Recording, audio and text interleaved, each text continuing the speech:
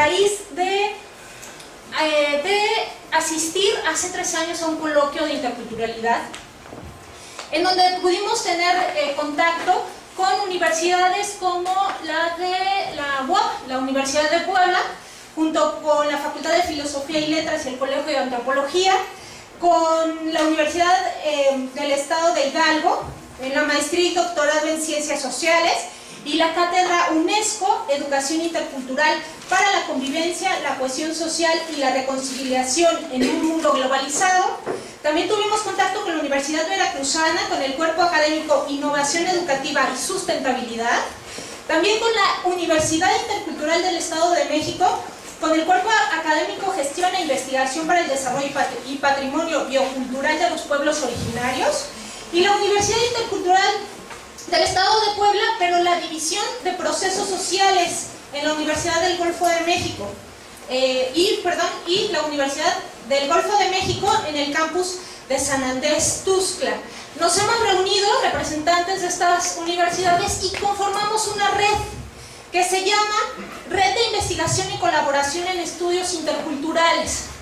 A partir de esta red, que justamente tiene como objetivo hacer y profundizar en el hecho intercultural, abarcando los procesos sociales, claro, y culturales, ¿no? Y que implican todos los temas que aborda la interculturalidad, surge este seminario que empieza hoy, que la UAM tuvo el honor de iniciar. Este inicio se tituló, el tema que vamos a tratar es interculturalidad, enfoques teórico-metodológicos, que es el que le tocó a la UAM. El seminario lo titulamos, porque es una sesión que cada universidad va a llevar a cabo en su momento, lo titulamos Seminario de Interculturalidad, Sociedad y Acción Pública. Y digo nosotros porque, como estamos insertos dentro de la red, yo represento justamente a nuestro cuerpo académico, al cual pertenezco, que es Cultura y Gestión de Recursos para el Desarrollo, por una parte, y por otra, la licenciatura Comunicación y Gestión Interculturales, ¿no? Motivación suficiente para tratar el tema. Dicho esto, hoy tengo el honor de presentar, y es un honor que abra nuestro seminario interdisciplinar, ¿no? Intercultural, a Gustavo Esteban. Gustavo Esteban, para los que no lo conocen, pues es un intelectual, un activista social, desprofesionalizado y escritor. El señor que tienen aquí enfrente fue asesor de los zapatistas en sus negociaciones con el gobierno en 1996 y participa en numerosos organismos civiles, redes locales, nacionales, internacionales y movimientos sociales. Es autor de más de 30 libros y cientos de ensayos y columnistas de La Jornada. Se ha concentrado en la crítica justamente del desarrollo y de las ideas y prácticas dominantes, sobre todo en la búsqueda de las opciones políticas, técnicas y sociales. Colabora en el Centro de Encuentros y Diálogos Interculturales y en la Universidad de la Tierra en Oaxaca, que él contribuyó a fundar. Como pueden ver, su perfil es extraordinario y creo que aporta mucho para pensar la interculturalidad, ¿no? Creo que desde su enfoque es un enfoque de gran profundidad. Los ponentes, en un segundo le doy la palabra a Gustavo.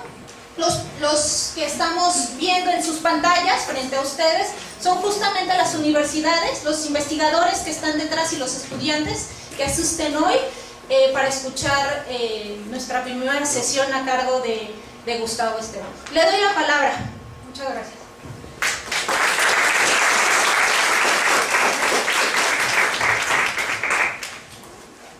Muchas gracias, Mari, por la invitación, por la posibilidad, por la oportunidad de participar con ustedes en este seminario y en esta red. A ver si esto sí queda en su lugar.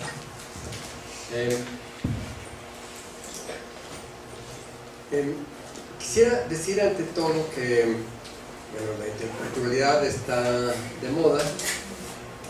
Está de moda que pensemos en esto, estará de moda esta red, estará de moda el seminario y está de moda que estemos hablando de estos rollos en muchas partes. Es decir, hasta el señor Peña ya usa la palabra, está por todas partes. Y esto no es necesariamente una ventaja porque se ha empobrecido el uso de la palabra. Quisiera de entrada decir algo que me preocupa para nuestra reflexión.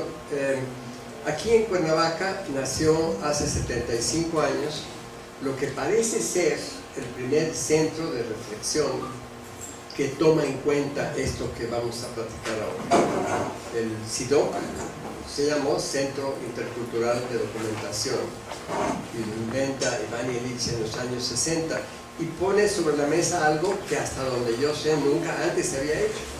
Que un trabajo de investigación, reflexión y documentación tenga como un elemento central, un elemento básico, la interculturalidad.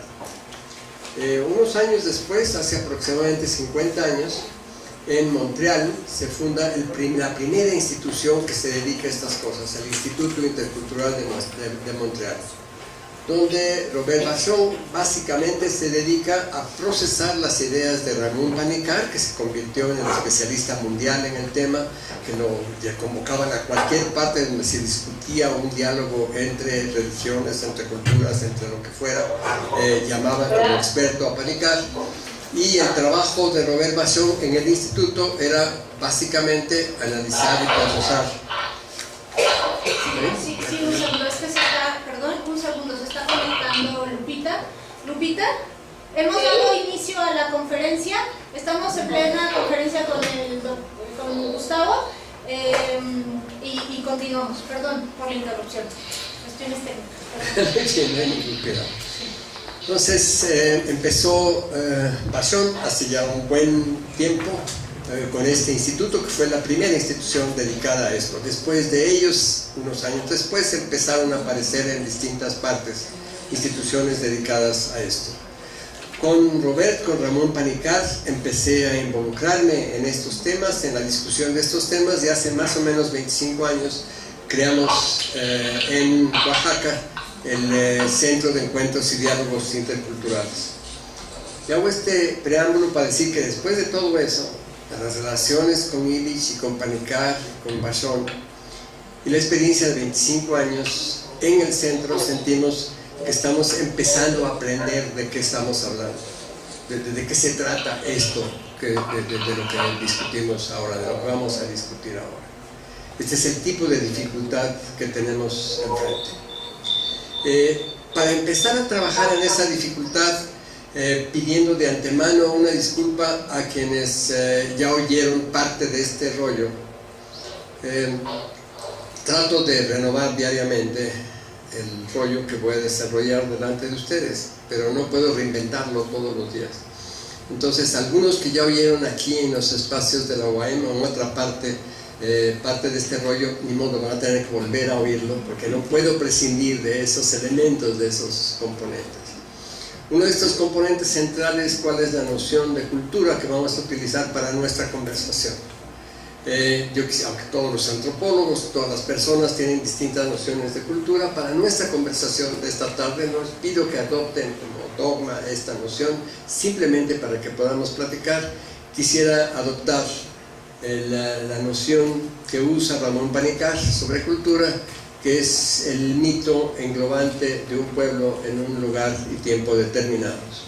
Y aunque para todos nosotros cuando oímos mito pensamos en leyendas, en historias, en cosas del pasado, para Panikkar el mito es el horizonte de inteligibilidad en el que todas nuestras percepciones e interpretaciones de la realidad adquieren sentido. Es algo que parece muy sencillo, pero que no lo es. Mito, en este sentido de Panikkar, es algo en que creemos sin saber que creemos en eso, si es que no nos damos cuenta de esa creencia específica. No es ver algo o creer en algo, decía el poeta Machado, es creer que se ve. Si no es una creencia específica, creo en Dios, creo en la Virgen, creo en algo, creo en el partido político fulano, no es ver algo, es creer que se ve. Creo que estoy viendo, aunque no estoy viendo, creo que estoy viendo. Eso es un mito. Una palabra, una frase espantosa de Pánica.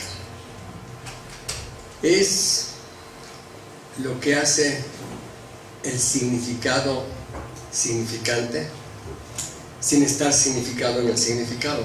Pero claro, ¿no? Es evidente.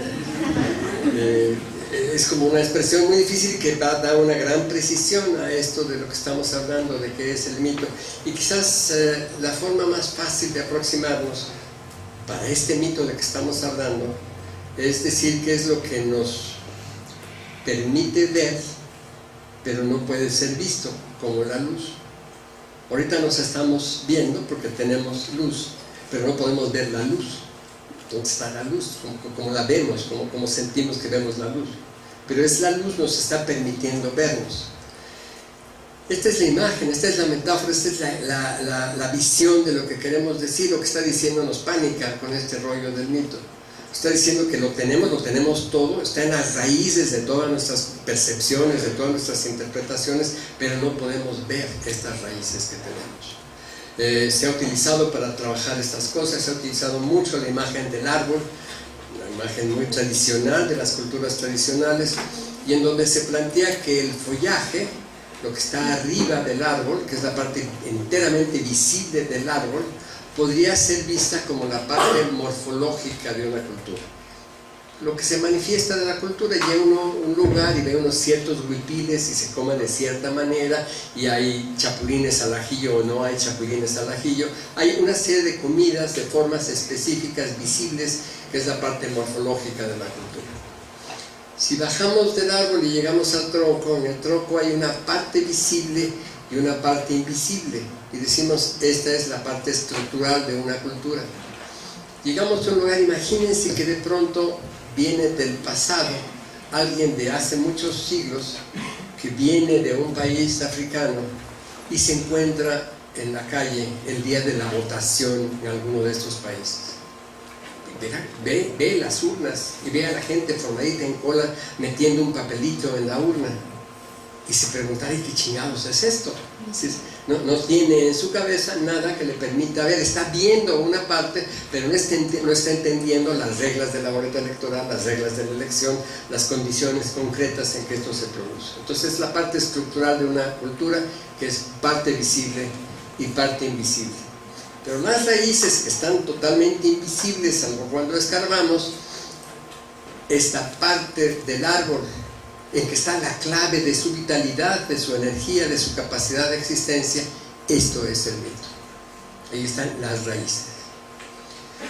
Una afirmación más en este contexto, antes de empezar realmente a discutir nuestro tema, es que todos nacemos, vivimos, existimos en el seno de una cultura. No se puede estar fuera de la cultura. Nadie puede pensar que es ajeno a las culturas, ajeno a su cultura. Vivimos todos, todas, claramente inmersos en una cultura. Ni siquiera podemos postular seriamente la diversidad de las culturas, porque para postular que las culturas son diversas o no lo son, que son todas iguales, son todas homogéneas o que todas son diversas, tendríamos que colocarnos por encima de todas las culturas, al margen de todas las culturas, para poder verlas desde arriba y compararlas. Eso no lo puede hacer ninguno de nosotros, ninguna de nosotras. Tenemos que aceptar que todas nuestras visiones, percepciones, formas de existir están inmersas en nuestra cultura, que vemos desde nuestra cultura. Y esto nos lleva al tema de máxima dificultad para ustedes que están entrando al terreno de la interculturalidad. El terreno de la interculturalidad es tierra de nadie. Allí está vacío, no hay nada. Nadie puede estar allí en la interculturalidad, porque todos vivimos dentro de una cultura. No puede haber algo que esté entre las culturas. Puede una cultura relacionarse con la otra, y a eso le podemos llamar intercultural. pero no podemos estar en lo intercultural, no podemos tener una realidad intercultural. Este espacio es realmente tierra de nadie, es realmente un espacio vacío. Tenemos que ver que esto que llamamos interculturalidad es una especie de relación entre culturas, que es lo que nos plantea el gran desafío. ¿Cómo se van a relacionar culturas que no son variantes de la misma cultura, que no son simplemente capítulos de una sola cultura, sino que se van a relacionar culturas que son radicalmente diferentes?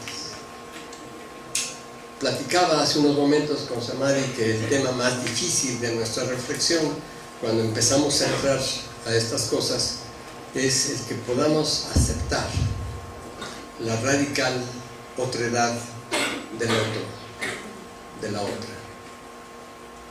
Hemos sido educados, hemos sido formados, hemos sido construidos en esta sociedad occidental o occidentalizada, en esta parte de nuestra realidad cultural. Hemos sido educados en la idea de que todos somos lo mismo, que no somos seres humanos todos, que no pertenecemos todos a la humanidad, somos lo mismo. Entonces, si somos lo mismo, pues todos podemos estar platicando y relacionarnos. Estamos tratando de desafiar esa forma de pensar y decir, con Foucault, que ese humanismo, esa idea de que todos somos seres humanos y que nos debemos tratar como seres humanos, se ha vuelto cada vez más totalitario, y que debemos huir de eso como de la peste, que ahí está una amenaza encerrada, y que cuando estamos abordando este tema que hoy tenemos aquí, tenemos que pensar muy seriamente que esa es una trampa infernal de la que debemos escapar. Como un juego que voy a pasar muy rápidamente para poder entrar de lleno a nuestros temas, voy a utilizar un par de modelos ideales. Es un juego, es una descripción. El mundo no es como estos modelos ideales. Se trata de, no son descripciones de la realidad, no son generalizaciones sobre ciertas personas, son una construcción artificial y más o menos arbitraria que nos permite aproximarnos a la realidad de otra manera.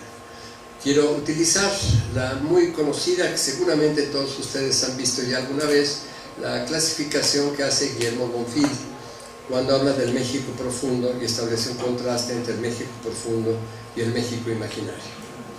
Guillermo Bonfil, cuando lanza esta idea en 87 y que está hablando del México en 87, no está hablando nada del pasado, no está haciendo el memorial del desastre, crónica de la ignominia, está hablando de la realidad del México en 1987, descubre en esa realidad dos civilizaciones sustantivamente diferentes. Habla del México imaginario, que sería el México de las élites, el México occidentalizado, el México que asume como propio el proyecto occidental y que funciona con sus categorías, y el México profundo, que para no meternos en demasiadas honduras como aquellas en que se mete Guillermo, vamos a decir que es simplemente el México que no tiene como clave de su existencia el proyecto occidental, que tiene una forma no occidental de ver el mundo, una forma no occidental de experimentar la realidad. Bonfil trabajó muy seriamente, trabajó muy famoso, muy seriamente hasta hacerse famoso, y nos dejó esta herencia. Es difícil escapar actualmente de estos apuntes de Guillermo para empezar a ver la realidad mexicana. Estamos viendo con creciente claridad cómo funcionan en la realidad estas categorías suyas, esta clasificación suya. Entonces, quiero tomar para nuestro juego, para entretenernos un rato antes de pasar a los argumentos, utilizar ciertas visiones de los tipos ideales del México imaginario y del México profundo. Empezaría diciendo que para el México imaginario, para una persona del México imaginario, está convencida, cree que es un individuo, siente que ve el mundo, que experimenta el mundo, que actúa en el mundo como un individuo, y que este es una forma de actuar que es universal y que todos somos individuos. Si es así, si es un individuo, si está pensando en un ego, que es un ego individual, siente que está en libertad de escoger la cultura que le parezca. Si yo puedo, como individuo, escoger tal o cual religión, escoger tal o cual modelo de blue jean, o tal o cual cultura. O puedo, de hecho, y esto cierto número de individuos lo hacen, liberarme de todas las culturas y elegir ciertos valores universales, ciertos valores humanos comunes a todos los humanos. Y entonces este individuo es visto, se experimenta el mundo, se constituye en realidad como una yuxtaposición de átomos de categorías abstractas. Entonces este individuo es hombre o mujer, estudiante o maestro, consumidor o productor. Es un átomo de cada una de esas categorías abstractas que son como las ropas que se va poniendo en cada uno de los instantes de su vida. Pero en todo momento siente que es un individuo y que está actuando y que está pensando cosas y que está sintiendo cosas para beneficio y en función del interés de ese individuo que cree que es. Para una persona del México profundo, esta convicción no hace sentido. Él sabe que es una persona y que una persona es un nudo de una red de relaciones concretas. Es las relaciones, no es un polo de la relación. No estoy yo aquí, está aquí la otra persona y hay una relación entre nosotros. Yo soy las relaciones. Bajo esta pelleja individual de un mamífero, lo que hay adentro es un conjunto de relaciones, una red de relaciones, que es singular, que se ha construido en la vida de cada quien. Entonces esa persona, sabiéndose que es relaciones, sabiéndose que es un nudo, sabe que tiene como primera capa de su ser un nosotros, que no hay propiamente un yo como no hay un tú. Y de hecho algunas lenguas indígenas tienen esta característica. En Tojolabal, por ejemplo, de hecho no se puede hablar de yo y de tú, no existen esas palabras. Si hablamos Samadhi y yo, estamos usando un nosotros para ella y yo en nuestra conversación. Y si incluimos en esta conversación a Jacqueline, usamos un segundo nosotros. Si los incluimos a todos nosotros, a todos ustedes, ya estamos hablando de un cuarto nosotros. Y así tenemos en Tojolabal una forma de existir, de ver el mundo desde un nosotros, desde una variedad de nosotros. Y no se puede pensar o experimentar el mundo de otra manera que de esta. Quisiera plantearlo con un ejemplo que quizás pueda ser ilustrativo. Hace mucho tiempo, los años 60, apareció un señor que se hizo muy famoso, que se llama Benjamin Spock, que produjo un libro impresionante, muy gordo, que se llama Tu Hijo. Lo escribió porque había una serie de parejas nuevas que no tenían la experiencia de tener de vivir con un bebé pequeño, y escribió un libro para que supieran cómo se cría un niño. El libro es formidable, tiene un índice realmente increíble en que casi cualquier cosa que le pasa a un bebé está allí. Los papás pueden correr y decir, ah, mira, está la caca amarilla con unas manchitas verdes. Entonces corren a ver si hay que llamar al médico, si eso tiene algún sentido o no. Pero lo importante viene a colación porque en la primera página de ese libro, en las primeras 10 ediciones antes de que fueran condenados, aparece el Evangelio del Dr. Spock, sus mandamientos. Y le dice a estos flamantes padres, primer mandamiento, la cama de los padres es territorio prohibido para los niños, no deben subirse jamás allí. Segundo, los niños, las niñas, los bebés deben tener su propio cuarto tan pronto como sea posible, si es posible el día que llegan del hospital. Tercer mandamiento, es muy sano para el desarrollo físico y mental del niño que lloren solos en su cuarto por lo menos media hora al día. Y ya se imaginan la escena, a mí me tocó presenciarla, mamás que querían a sus hijos, que estaban en 20 minutos, 25 minutos, ya no aguanto, tengo que ir con mi bebé, pero estaban siguiendo los mandamientos del Dr. Spock. Ya no me sigo con los otros 7. Piensen cómo se cría ese bebé.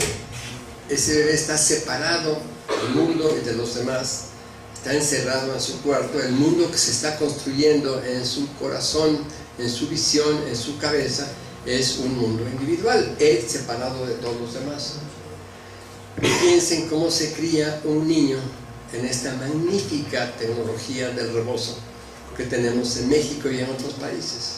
En el rebozo el bebé está pegado al cuerpo de la madre, no se separa a casi ninguna hora del día, y no solamente es que esté el niño pegado a la madre está trabajando, el bebé está en la espalda con el rebozo, la mamá está haciendo tortillas, está en el mercado, está yendo de un lado para otro. Alguna vez me tocó ver en un partido de fútbol zapatista, de una comunidad zapatista, que andaba un niño de 7 o 8 años que también usa el rebozo para alzar al bebé, jugando fútbol con el bebé atrás. Y el bebé se divertía como enano, estaba encantado el bebé, saltando y corriendo, jugando fútbol. ¿Qué era ese niño? ¿Cómo vive ese niño en la realidad? ¿Qué tipo de experiencia humana hay en este bebé que nace y crece en nosotros, en una realidad común que es parte de esa realidad común? Vayamos a otra categoría. Para una persona, un individuo del México imaginario, vive en cualquiera de los espacios que crean para él el mercado o el Estado. Vive en espacios, y en estos espacios vive en una transición permanente, porque estos espacios no son propiamente suyos, son espacios que construyen para él y a los que no les tiene lealtad. Hay una estadística que muestra que en México y en Estados Unidos hace 15 años una persona, México, en la Ciudad de México, no en el país, en la Ciudad de México y en Estados Unidos, una persona cambiaba de residencia 7 veces en el curso de su vida. Y este número aparentemente ha aumentado al doble en los últimos 15 años. Es decir, que en este momento un norteamericano promedio cambia de lugar de residencia entre 10 y 15 veces en el curso de su vida. Esto hace que este individuo no le tiene realmente lealtad a ningún lugar. No es leal a su club favorito, a su Walmart, a su McDonald's, a sus ciertos establecimientos, clubes o universidades, pero no le tiene lealtad a un lugar, porque para él todo lugar es un lugar de transición, está pasando de un lugar a otro, lo renta o lo compra, pero no es un lugar donde él pueda sentir que es algo suyo, que le pertenece y que él está allí. Para una persona del México profundo, el lugar, no habla de espacio, sino de lugar, no de una categoría abstracta, sino de un lugar que tiene una connotación concreta. El lugar es parte de su ser y no puede establecer una clara distinción entre el grupo humano que está en ese lugar, de su comunidad, y el lugar físico. Ahí hay árboles y edificios y calles y personas y familias que son parte de su ser y con los que tiene un compromiso permanente, un compromiso fundamental. Una persona de estas comunidades se va 20 o 30 o 40 años a otro país y mantiene una relación existencial fundamental con esa comunidad, con ese barrio, con ese espacio, ese lugar concreto que forma parte de su ser. Una tercera cosa, no tenemos que extendernos demasiado en esto, estoy preparando el terreno, preparando las herramientas de análisis. Usemos un caso más, el tiempo. Para un individuo del México imaginario, el tiempo es real, el tiempo existe, sí se puede perder el tiempo, y de hecho el tiempo es una categoría fundamental para la existencia. De hecho, el individuo organiza su vida en función del tiempo. No solamente es el reloj, no solamente es que tiene que estar controlando su vida cotidianamente en función de lo que el reloj le marca, sino que inclusive su hoy está siempre normado por el mañana. Los individuos del México imaginario nunca están aquí porque están yendo a alguna parte. Están en tránsito estudiando para obtener un grado y un diploma, están tratando de alcanzar una meta económica o política de cualquier tipo, están yendo a algún lugar. Viven el mundo con la categoría de tiempo desde el pasado hacia el futuro, que es una flecha. Y por esto, por este tipo de flecha, están claramente encaminados hacia sus metas. La vida es un proyecto, el tiempo es una flecha y ellos van a donde va la flecha. Y esto hace que conciban expectativas. Su vida transcurre en la construcción de estas expectativas. Si yo hago A más B más C, se va a producir D. Esa es mi expectativa. Ese es el resultado de mi conjunto de acciones que he programado como el proyecto que es mi vida. Una persona del México profundo, el tiempo no tiene existencia real. Tiene existencia real los ciclos. Y la característica de los ciclos es que se repiten los ciclos, que no son una flecha, que es día y noche, las estaciones del año, los ciclos de las fiestas que se tienen en un pueblo. Hay una serie de ciclos que caracterizan la forma de existencia, la forma de percibir el mundo de una persona del México profundo. Tratemos de imaginar, de poner esto en alguna forma más concreta, combinando estas dos cosas del lugar y del tiempo. Hace unos 30 años, en el lugar donde vivo, en un pequeño pueblo zapoteco de Oaxaca, en el espacio en el que yo estoy, nació el primer bebé en esa casa junto a la mía, y estábamos los hombres afuera tomando tequila, las mujeres adentro acompañando a la mujer que estaba pariendo. Había música, nació el bebé, nos fuimos, y 7 meses después apareció el papá en mi casa muy excitado para decirle: fíjate que es Diego. ¿Quién es Diego? ¿Qué pasa? Dime, ¿cuál es el problema? Mi hijo se llama Diego. Pues me da mucho gusto, le diré Diego la próxima vez que lo vea. No, mira, déjame que te explique. Es que el primer mes le quisimos poner Alejandro, como mi papá, y al niño no le gustaba. Entonces probamos el segundo mes con Guillermo, que es el papá de mi esposa, y tampoco le gustaba. Y probamos un chingo de nombres y no le gustaban. Pero hace un mes le empezamos a decir Diego y se ríe cada vez que le decimos Diego. Entonces es Diego. Entonces aquí tenemos al bebé que participa en la definición de su nombre, que ella tiene esta interacción. En nuestras comunidades la palabra que se utiliza para una mujer embarazada es está esperando. Entonces tiene esperanza, porque no está segura de que van a nacer un bebé y qué tipo de bebé va a salir. No sabe qué va a pasar. Es de muy mala suerte, es realmente un hecho supersticioso. Si alguien llega y pregunta: ¿para qué estás tejiendo el suétercito? La gente contesta: no sé, alguien puede llegar. No se vale decir que es porque viene el bebé. Es desafiar a los dioses, afirmar que van a ser un bebé. Más o menos cuando nació Diego, más o menos al mismo tiempo, recibí una postal de gente de Estados Unidos, del otro lado, una postal que tenía del lado izquierdo, en el tiempo en que empezaban básicamente a usarse los ultrasonidos, tenía del lado izquierdo una especie de sombra, y del lado derecho, en inglés: hola, me llamo Johnny, voy a nacer el 3 de agosto a las 10 de la mañana. Era la fecha que el médico había determinado, porque ese día iba a ser la cesárea.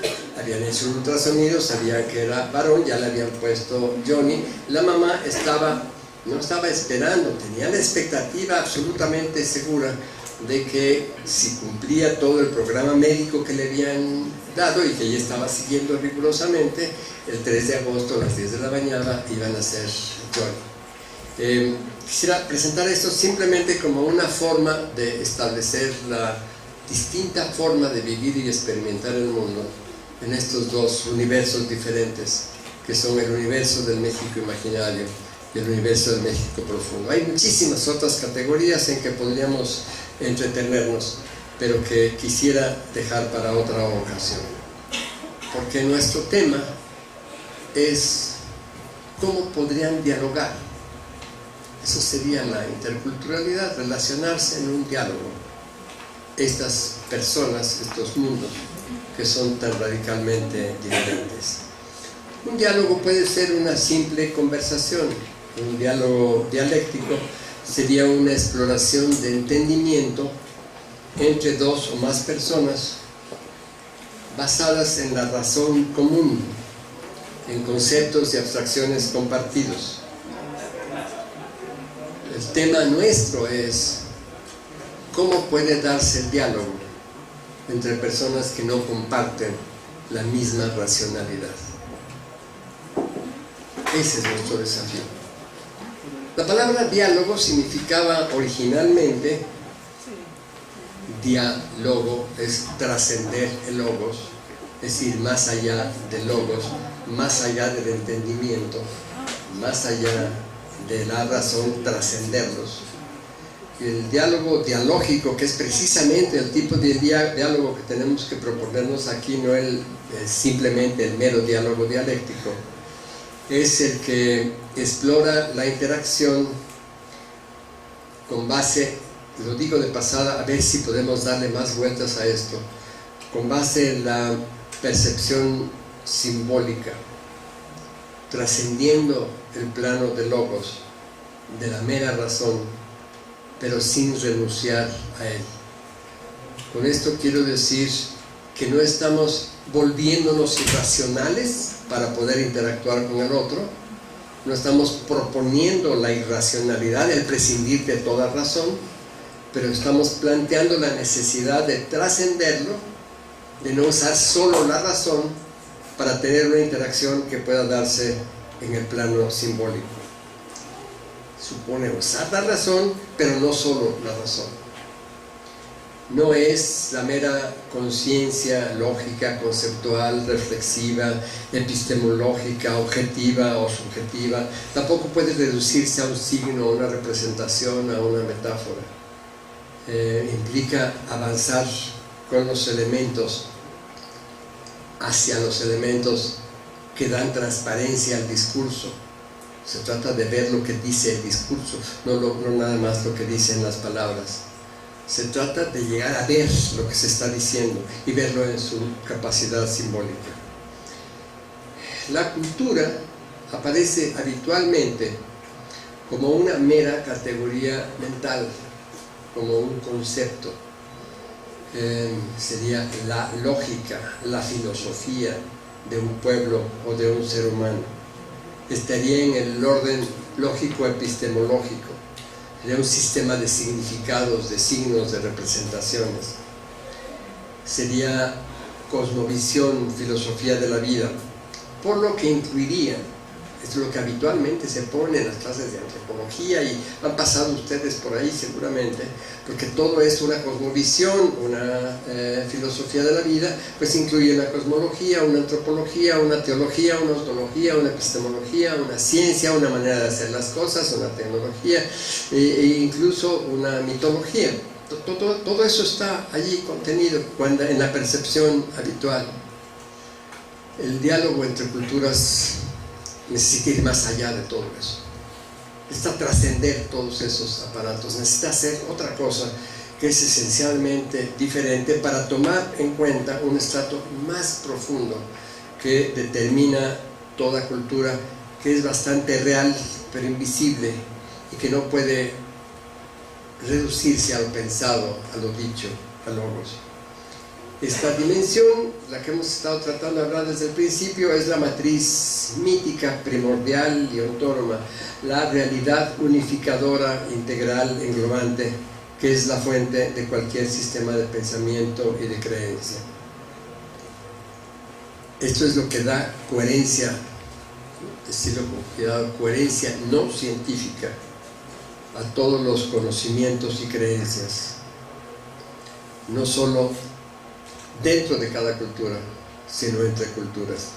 No es solamente el mito subyacente en un pueblo, sino el universo mítico en el que inevitablemente nos movemos, en el que inevitablemente existimos. Es este universo en que todas nuestras experiencias e interpretaciones de la realidad adquieren sentido. La clave de ese diálogo intercultural, cómo podemos pensar seriamente en un diálogo intercultural, se encuentra en aprender a escuchar,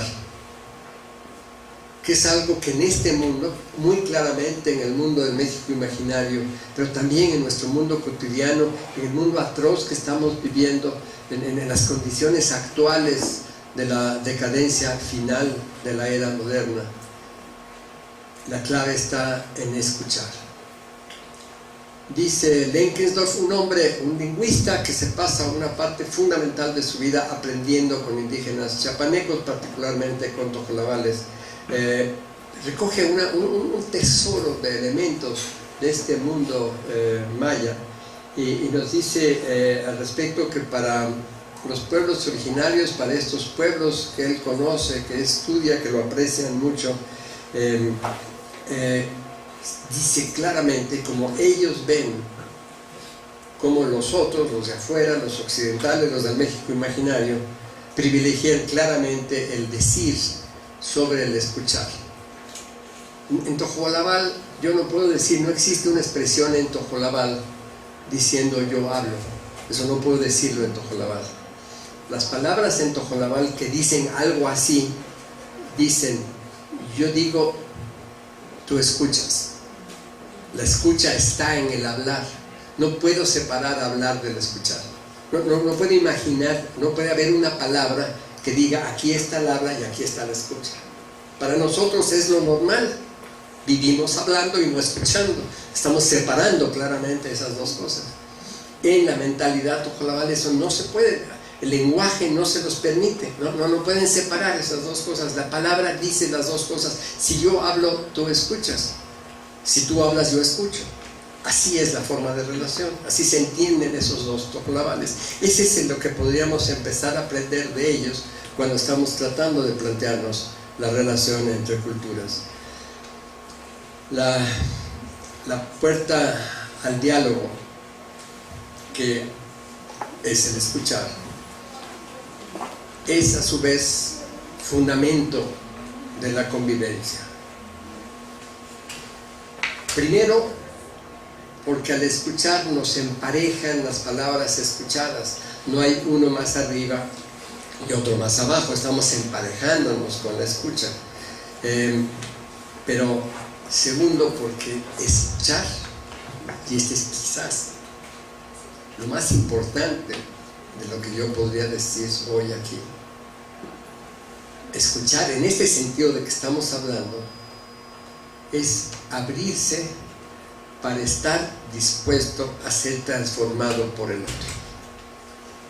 Es decir, que cuando estoy escuchando no simplemente estoy oyendo lo que me dice, no están entrándome por una oreja sus palabras para poder salir por la otra, sino estoy escuchando para que eso que me dice me transforme, para que yo sea otra, una vez que haya escuchado.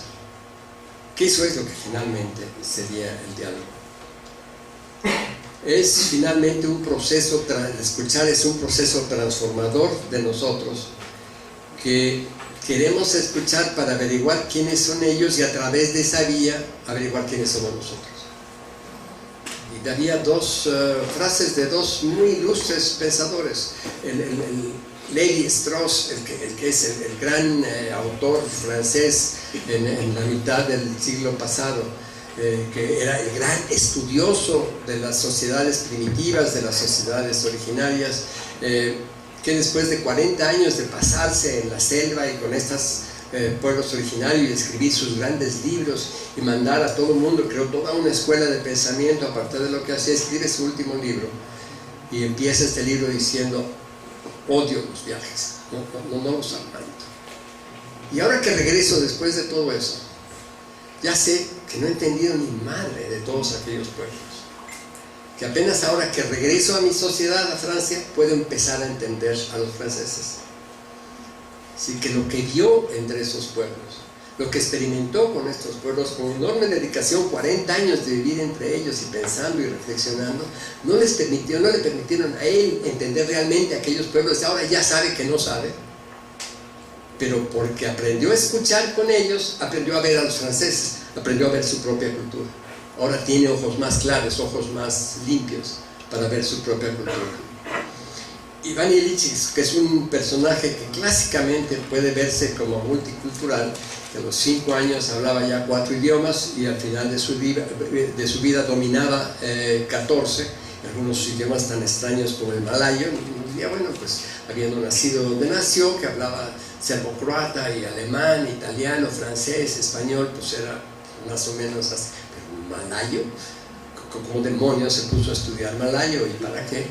Estaba tratando de establecer una cierta distancia respecto a su propia cultura, no logra hacerlo. En algún momento dice, para poder distanciarme de mi mentalidad occidental, voy a ir a vivir a un pueblo chino, instalarme ahí el resto de mi vida. Y dice, no, pero allí en ese pequeño pueblo chino voy a ser Iván Illich occidental, viviendo en un pueblo chino. No voy a poder. Empieza a distanciarse de su cultura yendo hacia atrás. Estudia historia para ver dónde empezaron sus certidumbres occidentales, para poder ver desde atrás, sin dejar de ser occidental, la cultura occidental que él está viendo. Tenía como principal pecado el ser su polifilia, decía. No podía vivir sin sus amigos. Vivía en perpetua relación con sus amigos. Al final de su vida, en los últimos 10 años de su vida, empezó a decir, al fin ya sé quién soy, porque ahora puedo verme en los ojos de mis amigos.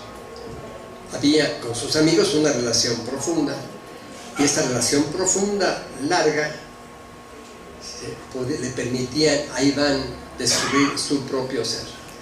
Hay una anécdota más de Iván que conviene poner sobre la mesa, porque es pertinente para lo que estamos haciendo aquí, porque Iván pasó en Cuernavaca la parte más importante de su vida, y tenía una devoción muy especial por este lugar. Iván Illich nace en Viena y avanza en su infancia siendo clasificado como judío en la Alemania y la Austria nazi. A los 13 años, en plena guerra, en pleno régimen nazi, cuando ha sufrido ya todas las humillaciones y riesgos de un judío en ese contexto, él toma la decisión: yo no puedo traer a una criatura a este mundo atroz que estoy viviendo. Es el mundo que él está viendo, el mundo fascista. Entonces sale de Viena, tiene que salir de Viena para sobrevivir, va a Roma, empieza a estudiar en un seminario, hace una carrera brillantísima, a los 21 años ya tiene 3 doctorados y está pensando en hacer una carrera de investigador, de erudito. En ese momento, por su increíble brillantez, le ofrecen una carrera en el Vaticano de veras, una carrera hasta el final. Quieren que sea secretario particular del Papa, y eso sí es carrera, eso es tener un destino muy claro, va a ser cardenal y después todo lo demás. En los momentos que le hacen esta oferta, va y compra un boleto y se va a Nueva York. En ese momento su intención en Nueva York es hacerse un erudito. Ha estudiado muchas cosas en el seminario, en sus doctorados, uno de ellos cristalografía, que no tiene nada que ver con nada, y quiere seguir estudiando la vida de Alberto Magno, los escritos de Alberto Magno, y estos escritos están en la Universidad de Princeton, en Nueva York. Entonces va a Nueva York para ir a estudiar en la biblioteca los manuscritos de Alberto Magno. Cruza por la ciudad de Nueva York y va a una parroquia, que es la parroquia que está atendiendo a los puertorriqueños, y ve el absoluto horror de la forma en que tratan los curas gringos a los puertorriqueños. Esa tarde va a visitar al cardenal Spellman, que se ha vuelto su protector, y le pide esa parroquia. Quiere ser cura de esa parroquia, quiere ser párroco allí en esa pequeña parroquia. Hago corta la historia larga, tiene un enorme éxito. La última misa que da allí es una misa con 80,000 personas. Lo importante ahí El nacimiento de Yiddish es un nacimiento intercultural. Piensen lo que significa en un sacerdote católico. Católico quiere decir universal. ¿Qué cosa hace un sacerdote católico? Predicar la religión universal. Decirle a todos qué cosa es la religión, cuál es el verdadero Dios, en qué consiste ser católico, de qué se trata el catolicismo.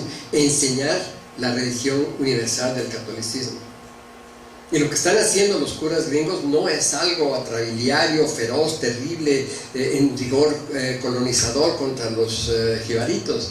Están haciendo lo que hace un cura, enseñándoles a los jibaritos qué cosa es ser católico. Claro, católico en Nueva York, no en cualquier parte, es católico en Nueva York. Esto no lo soporta Iván.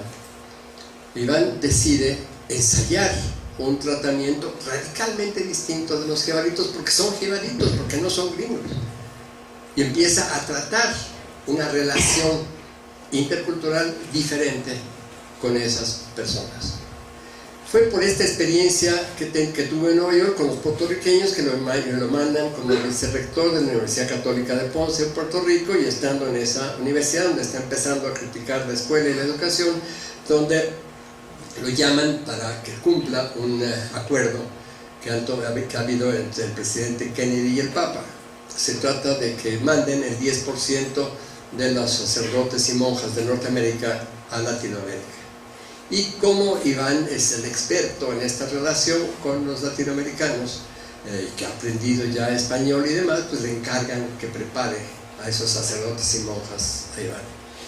Y entonces Iván, que ha tenido otras experiencias, ha ido a Brasil, el Cámara lo ha puesto a caminar, etcétera, que vivió, experimentó qué cosa era Latinoamérica, selecciona Cuernavaca para poner el centro, crea aquí el CIDOC, bajo la convicción de que sería absolutamente atroz que esos 40,000 sacerdotes y monjas fueran a Latinoamérica, que sería la peor de las empresas colonizadoras que pudieran imaginarse, que no iban simplemente a enseñar el Evangelio, y aunque hubieran sido muy buenas personas, iban a cometer atropellos atroces. Y todo su trabajo en el CIDOC fue poder hacer ver a estas personas que eso sería atroz. De hecho, consiguió que la inmensa mayoría de ellos reflexionaran, vieran cómo iba a ser esa atrocidad y decidieran no ir.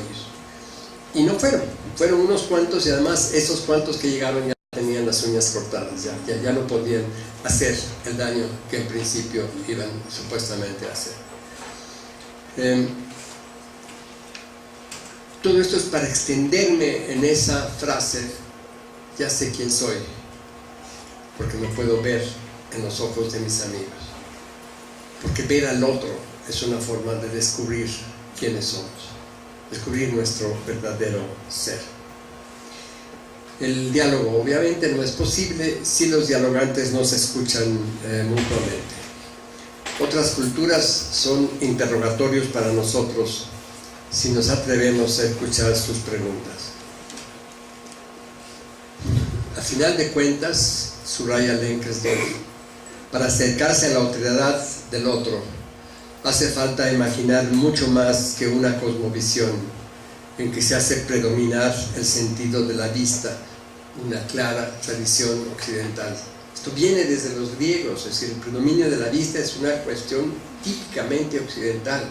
De hecho, desde Aristóteles se está viendo que y esto tiene sentido, para el momento en que está Aristóteles pensando las cosas, ya son los griegos misóginos, ya están de lleno en el esquema patriarcal, y la mirada, dice Aristóteles, es como un pene que se lanza sobre el objeto de la visión. Claramente se establece un predominio patriarcal de la visión sobre los demás sentidos. Lenkesdorf dice, en lugar de estar pensando cosmovisión, como dicen todos los antropólogos, como se dice sistemáticamente, deberíamos decir, si somos topolabeles, la cosmoaudición, y en rigor, para poder ser más claros, estamos hablando de cosmovivencias, cómo viven las gentes el cosmos, cómo se vive la relación con el cosmos, cómo se experimenta de otra manera el cosmos. El escuchar, trascendiendo a logos, conduce al hacer. Y es ahí, en la práctica, en donde finalmente puede tener lugar el diálogo intercultural. quizás no tengamos tiempo para extenderme en este punto específico, pero que es la conclusión de todo lo que he dicho antes. No podemos entenderlo. No hay posibilidad de que soñemos que en la conversación va a llegar a un común entendimiento. Porque tenemos racionalidades diferentes, que tenemos formas de vernos diferentes, porque no existe una racionalidad universal de ningún tipo. Platicaba también hace unos momentos con... Pero puedo tomar un poquito. Sí, claro. Platicaba con ella que a veces cuando uno discute esto y se rechaza todo universalismo, dice que no hay nada universal, ni la religión. A veces algunas personas reaccionan diciendo, bueno, sí está bien, tenemos que aceptar una pluralidad de visiones y estas cosas, pero las matemáticas sí son universales, mano, no chingues, 2 y 2 son 4 en todas partes. Un gran matemático español, Manuel Liscano, que realmente era famoso ya como matemático en España, estuvo con Evanielis y con nosotros y estábamos discutiendo estos asuntos y asumió esto como un reto, porque le estábamos diciendo que ni siquiera su oficio podíamos verlo como universal. Y entonces decide estudiar las matemáticas chinas y se va 5 años a China y dedica otros 5 años a estudiar lo que había aprendido en esos 5 años. Para hacer corta esa historia larga, publica su libro que se llama Las matemáticas de la tribu europea. Es decir, que su conclusión era que las matemáticas universales que él había aprendido y en las que era un experto mundial eran las matemáticas de una tribu, y que eran un capítulo menor en la historia matemática china, que tenía una noción de la matemática, la aritmética, el álgebra y todo lo demás diferente, y que el gran descubrimiento, la gran avanzada matemática europea, que eran los fractales, era la moda hace unos años, hace 50 años, la gran creación novedosa de la matemática, en China se trabajaban hacía 1000 años, y se trabajaban como un capítulo menor y poco importante de sus actividades en este campo. Con esto de nuevo es decir, no existe, estamos rechazando de manera radical toda forma universal de pensar, toda razón universal, y al rechazar todo universalismo estamos rechazando también el relativismo cultural que supone el todo se vale y que finalmente conduce al fundamentalismo. Estamos hablando, algo que no es hoy el día para discutirlo, con Panikkar estamos hablando del pluralismo radical. Estamos aceptando que no hay persona que pueda representar la totalidad de la experiencia humana y que estamos dentro de este esquema, dentro de estas condiciones, estamos tratando de imaginar la relación con el mundo y lo que hacemos con el mundo, en el diálogo entre los demás, de una manera diferente. Quisiera pasar directamente a un predicamento actual. Crece entre nosotros la convicción de que el país y el mundo se están cayendo a pedazos. Existe casi consenso universal de que estamos al final de una era, que ha pasado la era del desarrollo, del neoliberalismo, de la economía capitalista, de la era moderna. Particularmente decimos que estamos al final de 5.000 años de patriarcado, que estamos viviendo la agonía de todos esos elementos, y que por cierto en esta argumentación el hecho central es el patriarcado, el que explica todos los males alrededor es el mal patriarcal. Pero dentro de este esquema, dentro de esta conceptualización, estamos, puesto que hay este consenso, hay quienes están buscando un nuevo paradigma porque saben que el paradigma moderno ya no funciona, porque ya es obsoleto, ya no permite entender lo que pasa y menos aún construir algo nuevo. Cuando hay esta confusión y esta incertidumbre generalizadas, también tenemos el horror atroz que estamos padeciendo todos los días, que se vive cotidianamente en Cuernavaca y que sabemos qué clase de horror es. Horror de realidad y horror de perspectiva. Ustedes saben, de alguna manera ya tienen alguna sensación de lo que pueden anticipar del mundo de graduados sin empleos, que la categoría de más alto desempleo en México y en Estados Unidos es de los que se acaban de graduar, nadie quiere contratarlos. como los empleos son cada vez más degradados, no quieren a alguien que llega con un diploma flamante y dice, mira, yo soy licenciado, ingeniero, antropólogo. No hay lugar para ti. Para estos empleos no queremos a gente que tenga pretensiones después de 20 años de haber esto. Ustedes de alguna manera ya intuyen que no hay empleo, que no hay posibilidades, que estamos en un mundo atroz. No hace aproximadamente año y medio, un grupo de personas nos juntamos para plantear qué podíamos hacer frente a este mundo atroz.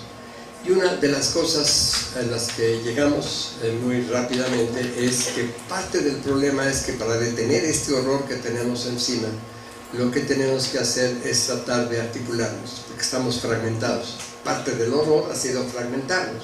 Fragmentarnos desde la imagen de Spock, pero fragmentarnos en todas las maneras posibles. Estamos enfrentados con distintas mentalidades, con distintas maneras de ver el mundo, con distintos intereses. Y la cantidad infinita de iniciativas de quienes están tratando de hacer algo en el mundo, están tratando de resistir este horror.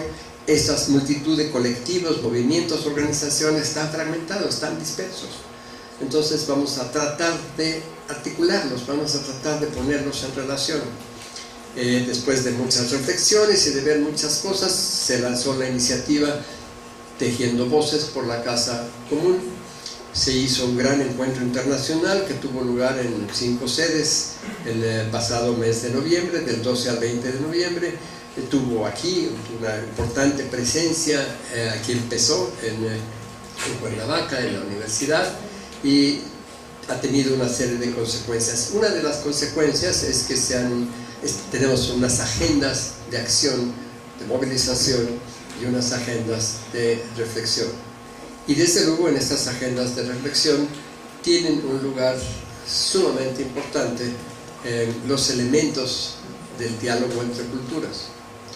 Yo diría que un elemento muy claramente, una convicción común a todos los que estamos en eso de Tejiendo Voces, es que nos inspira la propuesta zapatista de un mundo en que quepan muchos mundos. De alguna manera lo que nos dimos cuenta es que a todos nos encantó cuando los zapatistas dijeron eso hace 20 años y ninguno hicimos nada. Decir, bueno, ¿y qué carajos es eso de un mundo en que quepan muchos mundos? Porque hemos estado construidos desde adentro, desde muy adentro, con la idea de un solo mundo. Es muy posible que esta idea haya empezado de una forma muy antigua con esa parábola del buen samaritano, en que el buen samaritano es alguien que trasciende las fronteras de su etnia, de su grupo, de su clan, y por amor logra trascenderlas para relacionarse con el otro. Esta podría ser quizás la primera figura de alguien que trasciende, pero después esta imagen del buen samaritano se va convirtiendo en otra cosa, se convierte en el católico que es universal, se convierte en una estructura de poder, se convierte en una forma de colonizar a los demás. Como decía al principio, resulta que esta forma de caracterizar al ser humano, a todos los seres humanos como una sola cosa y construir lo que se llama un mundo, se ha vuelto cada vez más un atentado totalitario. Se trata de que pensemos en serio de qué es eso de construir un mundo en que quepan muchos mundos. Y por el lugar en que estamos y por qué no están ustedes al mero principio de su seminario, tendríamos que reflexionar que de los desafíos principales, de los más serios, es qué método vamos a usar para eso, para explorar estas realidades, para explorar en particular cómo entablamos la relación intercultural. Haría una afirmación atrevida: todos los métodos del pensamiento constituido en esta universidad y en cualquier otra universidad valen un carajo para este fin. No sirve, no podemos usarlo. El mejor método para una buena etnografía, todos esos métodos están construidos con una visión única, una visión monocultural, una visión que ve desde una cultura todo lo demás, y que lo que hace es reducir al otro a la propia visión, a la propia construcción. Esos son los métodos. Por eso están surgiendo, y surgen por todas partes, y están surgiendo incluso aquí en esta universidad, las exploraciones que tratan de buscar otros métodos. Tenemos muchos nombres para esto. Se está hablando del conocimiento situado, se está hablando de cuestiones, hay a la manera de Charlie Hale, es la investigación comprometida o militante. A la manera de Manolo Callaghan, estamos hablando básicamente del aprendizaje insurgente y la investigación convivial. En otros casos estamos hablando de reflexión en la acción. Hay una variedad de métodos sumamente innovadores que se están poniendo sobre la mesa para hacernos ver que la forma en que veíamos antes no nos permitía ver lo que queríamos ver, no nos permitía ver la realidad. Una forma de decirlo es, si yo uso mis anteojos, que por aquí deben de andar, y veo a través de los anteojos, esos anteojos me permiten ver la letra chiquita, me permiten mejorar mi visión. Si utilizamos los anteojos de las categorías que ustedes han estado estudiando, si utilizamos los anteojos de las disciplinas que forman sus estudios, sus carreras, los diplomas que van a recibir, si utilizamos todas esas categorías y todos esos métodos, lo que hacen es usar unos anteojos que no les dejan ver la realidad, sino que solo permiten ver a los propios anteojos. Así que no estoy viendo a través de ellos, no es esta categoría o este método que me permite ver mejor lo que está del otro lado, sino solo puedo ver esas cajas teóricas que son los anteojos. Entonces estamos ensayando con timidez, con posibilidades no siempre claras, con incertidumbres, con dificultades, estos métodos nuevos que ya empiezan a aparecer aquí entre ustedes. Jacqueline les platicará de algunos de ellos en esa licenciatura.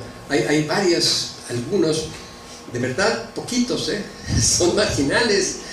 Se está enseñando en todas las universidades lo que está establecido, los métodos establecidos, los métodos consagrados, las formas normales, que para muchos son métodos ya obsoletos. Son métodos que ya no sirven, que ya no son útiles, que a lo mejor les permiten hacer la tesis y tener hasta mención honorífica, que les permiten salir adelante en el ámbito académico, no en el mundo real, que no funcionen ya en el mundo real, ya no son útiles para vivir la vida, para vivir esa vida atroz que nos toca vivir. Entonces se trata de otro tipo de elementos, otro tipo de enfoques, otro tipo de formas creativas de relacionarse con el mundo, en donde quisiera dejar como uno de los elementos que me parecen significativos para lo que hay que hacer, una palabra que tomamos de un gran sociólogo colombiano, Orlando Falsborda, que fue uno de los creadores de lo que se llamó investigación acción participativa en los años 80, y que lo oyó entre los afrocolombianos, y que lo adoptó, y aunque él no pudo ya desarrollarlo, no pudo convertirlo en un método, en algo que tuviera sentido, es una palabra que nos dejó como herencia y que estamos utilizando de manera muy significativa en esta nueva era que está amaneciendo. Él usó la palabra sentipensar. Cuando uno empieza a usarla, se da muy pronto cuenta que la visión anterior, típicamente cartesiana, occidental, cerrada, que básicamente para la ciencia separaba el sentir y el pensar. ¿Y qué decía? Con la ciencia tenemos un pensar objetivo, ajeno a todo sentimiento, ajeno a toda subjetividad. Eso era una gran tontería, que es simplemente evidente para cualquiera de nosotros. Podemos darnos inmediatamente cuenta que no se puede sentir sin pensar ni pensar sin sentir, que dividir esas dos cosas es una operación atroz que nos han enseñado a practicar de manera sistemática. Pero sentipensar en la práctica significa muchísimas cosas que podrían ridiculizarse diciendo bueno, yo voy a relacionarme con esta otra persona de otra cultura, como no nos podemos entender, no va a ser de cabeza a cabeza, sino de corazón a corazón. Y de alguna manera eso podría ser un elemento que apunta a lo que estamos queriendo decir. Quisiera ilustrarlo con otra imagen muy banal, muy común y corriente. Un buen esposo le dice a su esposa en una conversación: Chana, no te entiendo. ¿Cómo es posible que una vez más quieras que vayamos al cumpleaños de tu tía?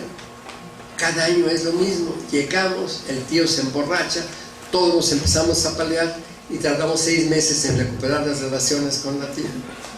No entiendo cómo se te ocurre otra vez que vayamos al cumpleaños de tu tía. Pero vamos, porque te quiero mucho. Esa frase banal es: no entiendo tu lógica. En mi lógica es enteramente absurdo, es un disparate ir al cumpleaños de la tía. Por experiencia sabemos que va a ser un desastre. Está bien, si quieres ir, pues vamos, porque te quiero decir, no es en la lógica, no estoy decidiendo nada con la lógica. Lógicamente es una pendejada. Vamos a ir, porque te quiero. Vamos a ver qué pasa, a ver si pasa otra vez lo mismo o no. Con esto estoy queriendo decir que estamos tratando de trabajar en un plano que desafía seriamente el pensamiento constituido, y que por esto estamos trabajando en una agenda de reflexión que va desafiando cada uno de los aspectos de nuestra realidad. Las relaciones económicas, ¿qué cosa es eso? Ir más allá del capitalismo, ¿en qué consiste? Hace unos años, cuando yo tenía la edad de ustedes, no el capitalismo, pues tenemos el socialismo. Ahí está la solución, esa es la alternativa. La fórmula está clara, si no es una cosa es la otra. Ya no tenemos eso. En 2016 ya no podemos plantearnos esto. Según una encuesta reciente, solamente 5% de los morelenses creen en algún partido político. 5%. 95% quiere decir que ya saben qué clase de porquería son todos los partidos políticos. Bueno, si ese es el modo de los morelenses, entonces ¿qué? Si no creemos en los partidos, si no creemos en el gobierno, sabemos que no podemos esperar nada de ahí. Si la democracia sabemos que es una forma de un régimen terriblemente despótico, que seguimos llamando democracia al despotismo, entonces ¿qué? ¿Qué cosa podemos hacer? ¿Qué cosa queda del Estado-Nación, que era la esfera privilegiada para el desarrollo y para la expansión del capitalismo? ¿Qué hacemos en relaciones económicas, en relaciones políticas, en relaciones con la naturaleza, en la justicia, en relaciones de género, en que ya ni siquiera podemos, ya existe una disputa creciente entre feministas, que unas dicen estamos peleando por nuestros derechos y queremos igualdad entre hombres y mujeres, y las otras feministas les dicen, oye, espérate, es que así vas a tener igualdad de explotación, quieres que las mujeres sean igualmente explotadas que los hombres, y lo que estamos tratando es de escapar de esa explotación. No ganó ya una feminista o una corriente. Estamos diciendo, estas son las preguntas que nos estamos haciendo. ¿Cuál es el sentido de una lucha de las mujeres y con las mujeres el día de hoy? ¿De qué se trata? ¿Cuál es el verdadero sentido? ¿Por qué algunos de nosotros estamos sospechando que lo que se llama hoy la política verdadera política es la feminización de la política? Porque son las mujeres las que están tomando el liderazgo, no para ser iguales a los hombres, sino para ocupar el centro de la realidad, y que pueden dedicarse al cuidado de la vida que está en peligro de ser destruida. Pongo unos cuantos elementos de nuestras agendas sobre la mesa. Hay un grupo de Tejiendo Voces por la Casa Común que se ha constituido aquí en la universidad. Se están realizando actividades, van a seguirse realizando actividades. Yo creo que esas actividades de Tejiendo Voces por la Casa Común tienen mucho que ver con la preocupación de ustedes, con lo que ustedes están empezando a hacer aquí en este seminario el día de hoy. Y que cuando se trata de enfoques metodológicos, de buscar enfoques metodológicos, lo único que hoy puedo decir en esta primera sesión de su seminario es: los que traen no sirven. Los que están por ahí, que son el pensamiento constituido, no son útiles para lo que van a explorar aquí. Que tenemos que estar hablando, que este seminario va a tener que incluir nuevos métodos, nuevas formas de establecer la relación con la realidad y entre nosotros. ¿Tenemos todavía tiempo para alguna interacción? Sí, de hecho sí viene la sesión de preguntas, es parte de eso.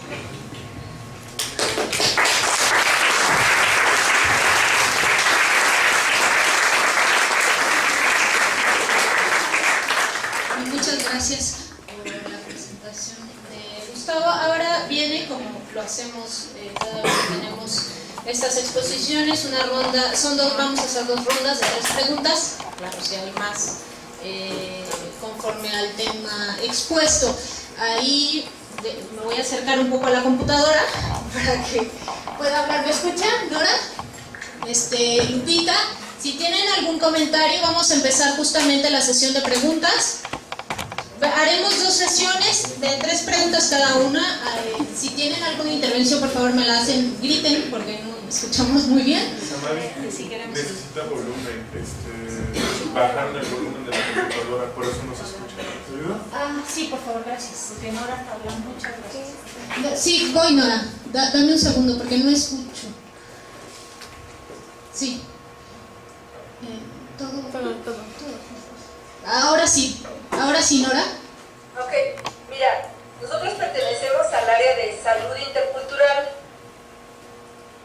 y resulta que parece que el área de la regulación sanitaria de la Secretaría de Salud quiere regular o normar los procesos de temazcal, de limpia y de empacho.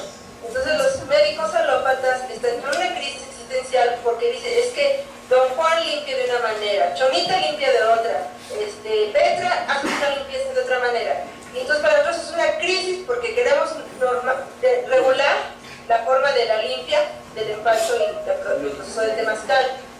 Digo, nosotros acá de los que estamos en batalla entendemos, pero nosotros vemos como un peligro, no sé hasta dónde, de regular, de que sea una sola manera, de que todo el mundo debe de hacer la limpia, el empacho y el temazcal, ¿no? Por decir. Y que lo peligroso que veo es que emana de la Universidad Intercultural. Es todo. Gracias, Nora. ¿Alguna otra intervención? Ya sea por videoconferencia o en vivo y a todo color. Si hay alguna otra pregunta. Samari, sí. Samari, ¿me escuchas? Sí, te escucho. ¿Dónde andas, Luis? Aquí los estudiantes de la Autónoma de Hidalgo quieren hacer algunas preguntas, por favor. Entonces voy a pasar a uno de ellos para que haga las primeras preguntas, por favor. Sí, estamos escuchando, sí. Bueno, serían 2 cuestiones. Buenas tardes. Buenas tardes. Disculpe, bueno, no alcanzamos a escuchar muy bien la conferencia, pero lo poco que llegamos a escuchar surgieron algunas dudas, ¿no?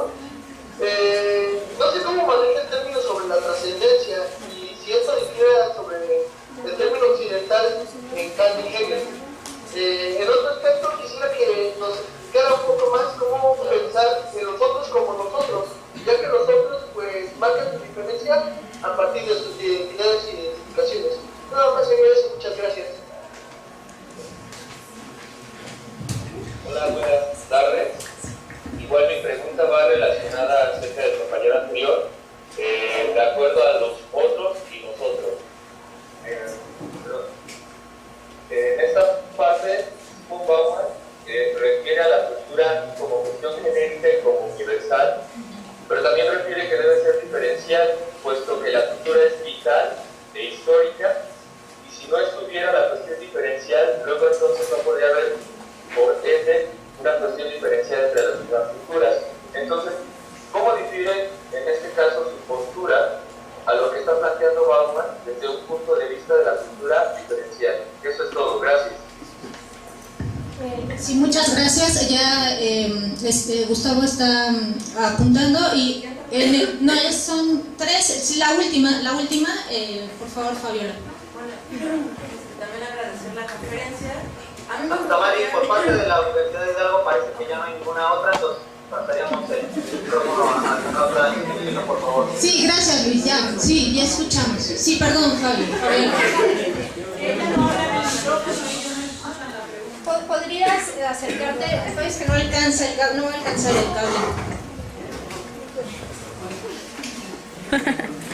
Muchas gracias. Bueno, agradecer también la charla. A mí un poco también me gustaría que si pudieras presentar o provocar también a partir de esta lógica de la interculturalidad desde los retos del racismo, ¿no? O sea, desde la perspectiva, por ejemplo, que lo plantea, digamos, también gente como Grossfogel, ¿no? Que aquí es un problema de carácter estructural, pero que también entra dentro de los problemas de la interculturalidad. Gracias. Bueno, ahora le cedemos el micrófono a Gustavo para que pueda contestar las 4 intervenciones que tuvimos. Samadi, un momento, por favor, un segundo. Sí, dime Luis, dinos. Mira, una recomendación. Sí. Yo creo que la intervención del ponente es muy valiosa, muy importante. Yo sugeriría que le pueden, obviamente, pasar el micrófono, como ya lo estaba aquí, que lo estaba tomando, para que todos podamos escuchar muy bien las respuestas a las preguntas que tienen las diferentes instituciones, por favor. Sí, Luis, le acerco el micrófono a Gustavo. Samadi, Muchas gracias. tal vez lo que quiere decir es si puedes mover la computadora para que se vea el acercamiento y el volumen, el audio sea mejor. Gracias, Misael.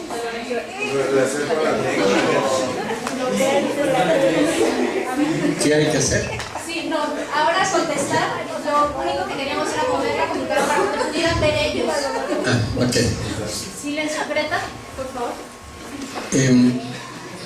Son todas preguntas muy interesantes y creo que es una muy buena apertura al seminario, que ustedes ya tengan esta carga de cuestionamientos tan clara. Uno de los temas más centrales que ustedes tienen que atender es claramente el de la salud. Es una de las áreas, una forma de decir nuestra posición en mi tierra, en Oaxaca. Es decir, que nuestra tarea principal actual es sanar de la salud. Estamos tratando de romper radicalmente con la noción misma de salud y de lo que significa como una dictadura de los profesionales médicos, que al final de cuentas es la dictadura de un conjunto de corporaciones que están literalmente, no es ninguna exageración, que están enfermándonos. La amenaza que ustedes ven en la normalización de las terapias tradicionales, de las formas tradicionales, es una amenaza muy real. Es el primer paso para extinguirlas, es el primer paso para liquidarlas, es el primer paso para castigarlas. Una vez que han establecido una norma, hay una persona que no cumple la norma y se le castiga, se le encarcela, se le quita del oficio porque no está ajustándose a la norma, una norma que no puede aplicarse en ninguno de esos casos. La medicina moderna trata, por ejemplo, el muy conocido síndrome del susto, que tratan todas las comunidades de los pueblos originarios.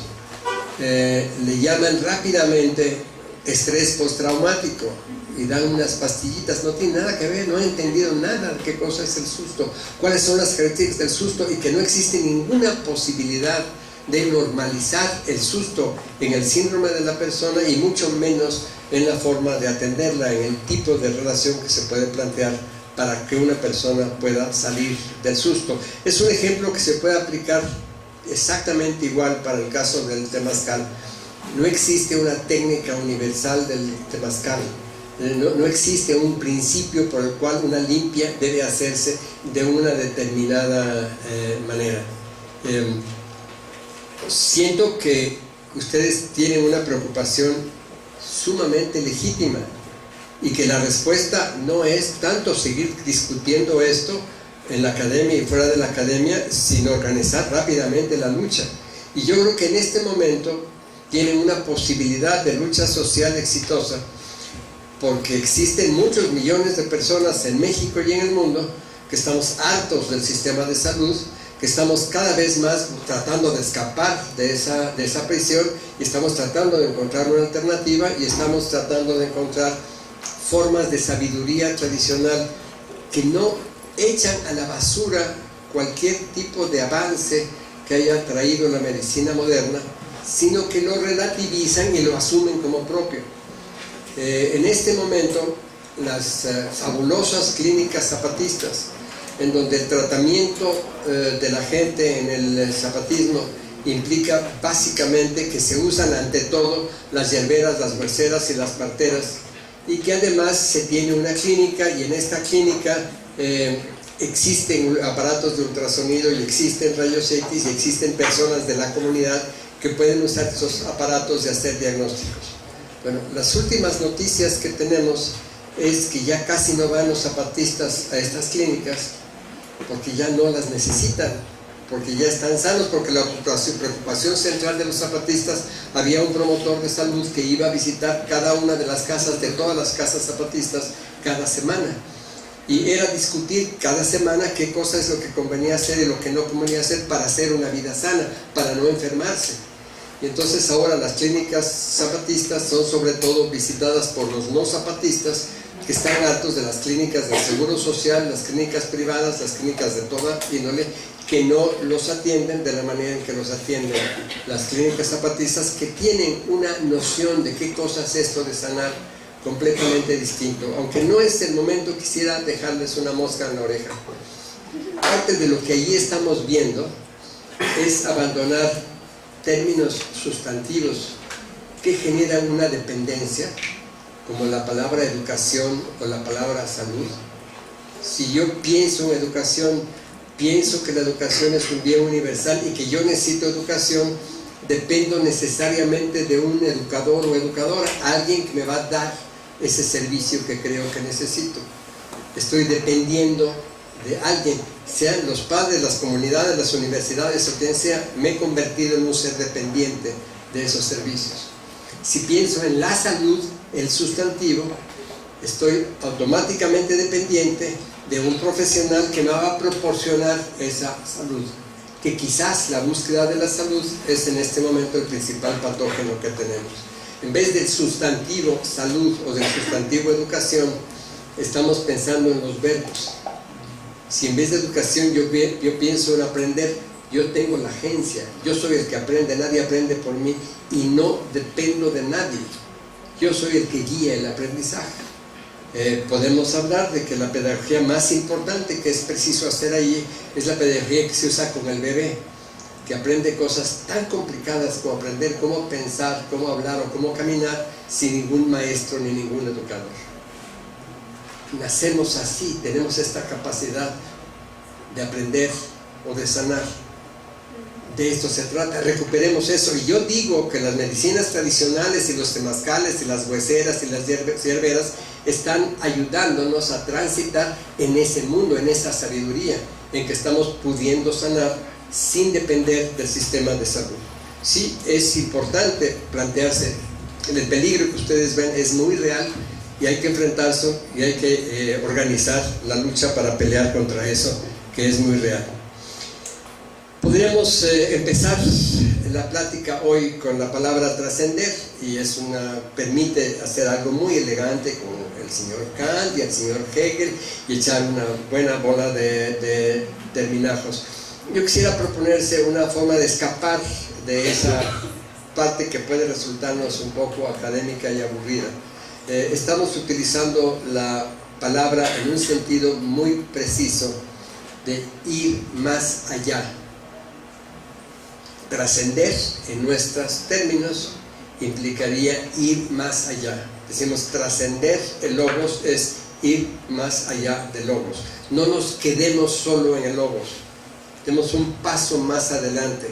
En lugar de estar atrapados, encerrados en ese mundo racional, tratemos de imaginarnos cómo ir más allá hasta un mundo simbólico en el que pasan otro tipo de cosas.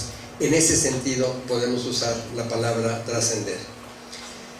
Cuando se trata de nosotros, creo que es muy afortunado que lo hayan puesto inmediatamente en relación con las cuestiones de identidad y la identificación. Quizás no podemos entenderlos demasiado, pero quisiera decir un par de cosas. Identidad se ha vuelto un tema altamente político, que se utiliza mucho en muchas luchas políticas. La palabra identidad tiene un origen matemático y resulta perverso cuando se utiliza en relación con nosotros. En matemáticas, 1 es idéntico a 1 y ponemos en el pizarrón la fórmula y ponemos 1 igual a 1 y esta fórmula se respeta allí en el pizarrón. En el mundo real no hay ningún 1 que pueda ser idéntico a otro 1. Ni siquiera 2 botellas de Coca-Cola son idénticas entre sí. No puede haber en la realidad ninguna identidad. Si ustedes se fijan históricamente cuándo y cómo se ha utilizado la palabra identidad, es reducir a todos a una condición homogénea, a un átomo homogéneo, para manipularnos y conducirnos al matadero. Esta es la historia del uso de la palabra identidad. Estas son todas las identidades nacionales, la construcción nacional de las identidades. Podríamos jugar un poquito con la palabra identificar que ustedes mismos mencionaron. Yo puedo identificarme con algo, pero al identificarme con algo, yo sé que no soy ese algo. Una chava, un chavo pueden identificarse con un artista, con un cantante, una cantante, un bailarín, se identifican y son fans de Madonna o de quien sea, pero saben que no son Madonna. Ser seguidores de una cantante, seguidores de un artista, identificarse con ella, a lo mejor estar usando la ropa que ella usa, a lo mejor estar poniéndose, cantando, tratando de cantar como ella canta, pero uno sabe que uno no es ella. Si identificarse es otra cosa. Puede ser un problema delicado cuando uno se identifica con una ideología abstracta o con un cierto personaje y se reduce a ese personaje, se reduce a esa posibilidad. Pero mientras que identidad es una palabra de la que deberíamos huir, no hay tal identidad, no se nos puede aplicar de ninguna de las maneras. Ninguno de ustedes es en este instante como eran hace una hora. Ninguno de nosotros somos idénticos a nosotros mismos, ya no digamos a otra cosa.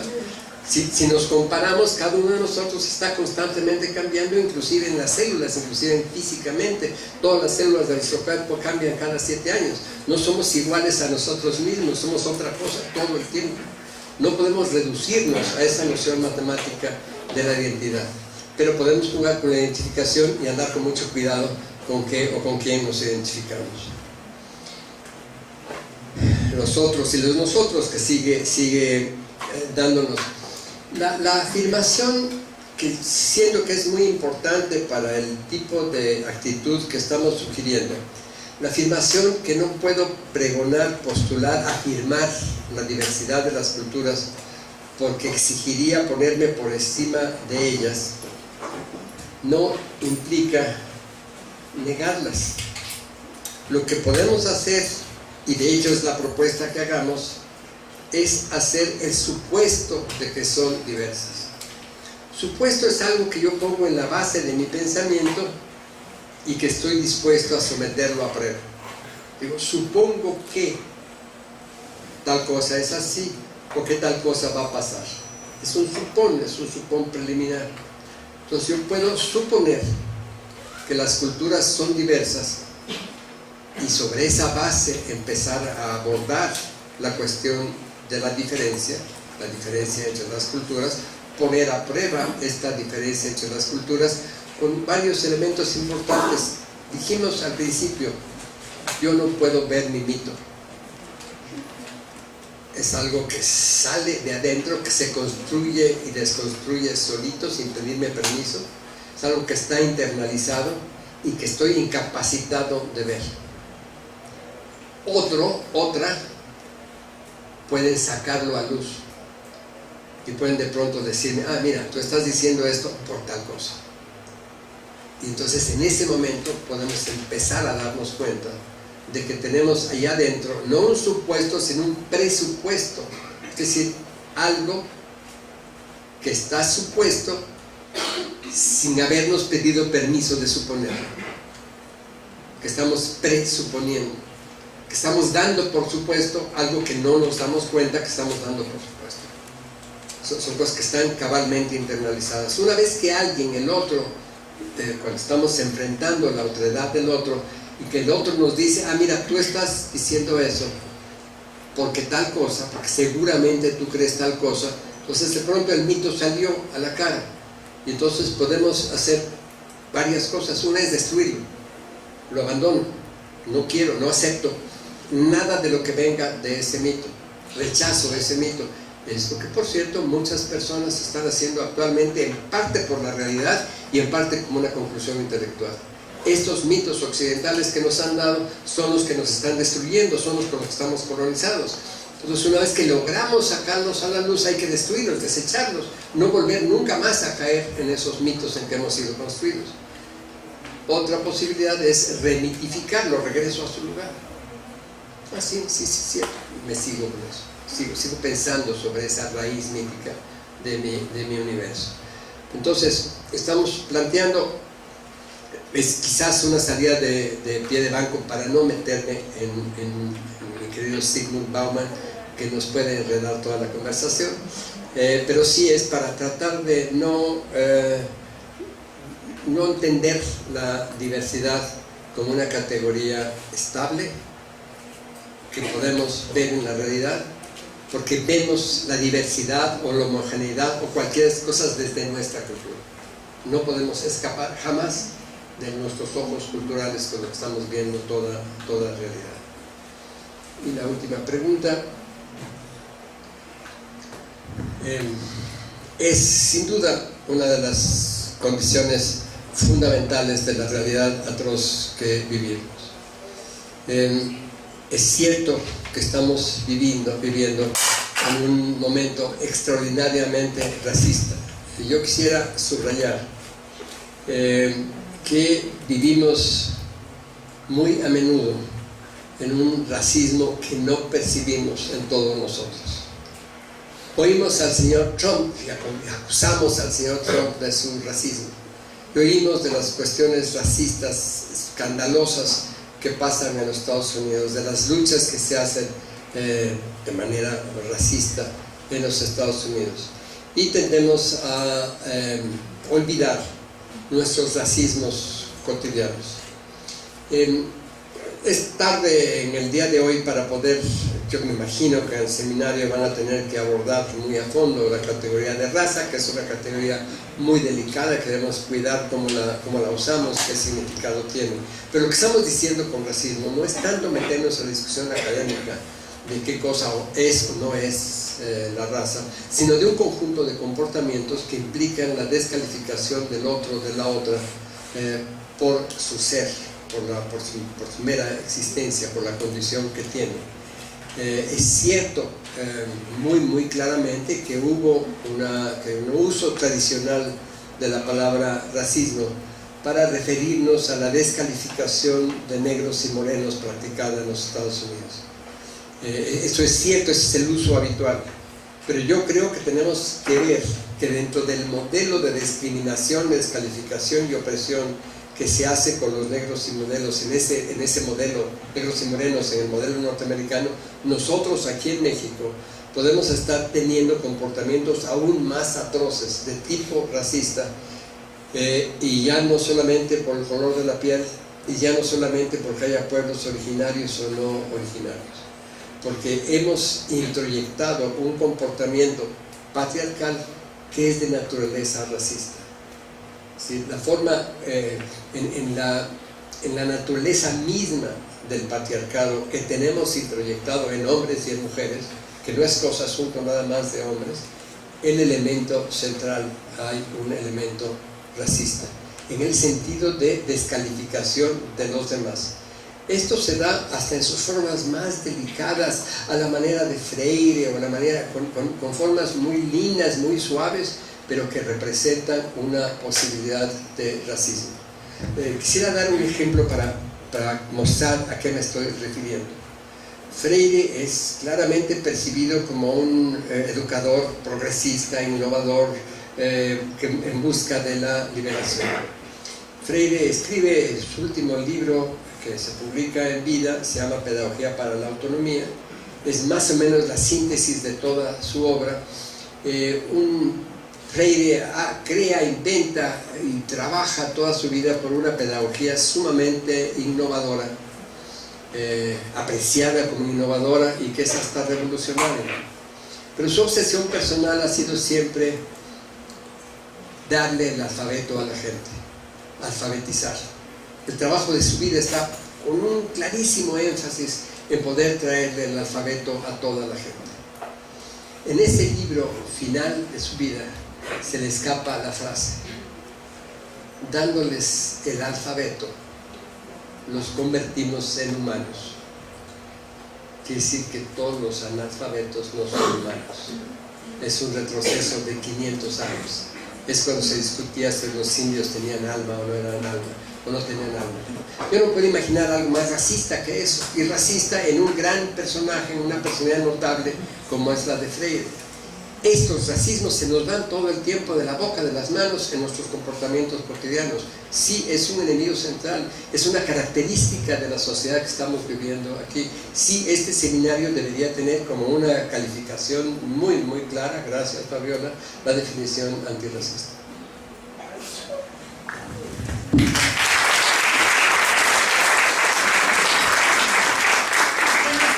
Vamos a hacer otra ronda de 3 intervenciones para que pueda contestar Gustavo y aprovecharlo y exprimirlo.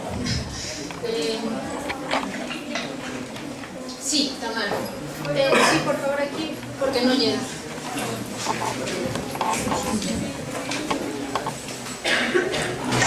Bueno, yo creo que para todos nosotros en la carrera este término de interculturalidad está implícito, que es muy importante. Mis preguntas son como muchas, voy a intentar abordarla en una sola. Desde un principio existe la humanidad, entonces existimos en diferentes como civilizaciones separadas. Entonces cada civilización empieza a crear este significado, hacer significado significante sin estar implícito en el significado. Entonces, o sea, eso que no nos damos cuenta que está en nosotros y nos empezamos a mezclar. En un momento tenemos que empezar a movernos para llegar a nuevos sitios y simplemente en el territorio del planeta empezamos a mezclarnos y tenemos que tener cierta como interacción entre todos. Entonces al momento de esa interacción es cuando todos nos empezamos a clasificar. Tú tienes un pensamiento de este tipo, la otra persona de uno distinto, y aterrizando en el ejemplo del México, del imaginario y del profundo. Ahí ya existe una calificación y a pesar de que el profundo podría ser el que está siendo como más profundo, está calificando también a lo otro. Entonces mi pregunta va más como alrededor de, como usted dijo, tenemos que escucharnos y a partir de eso estar dispuestos a ser transformados. Pero esa transformación, ¿hasta qué grado tiene que llegar?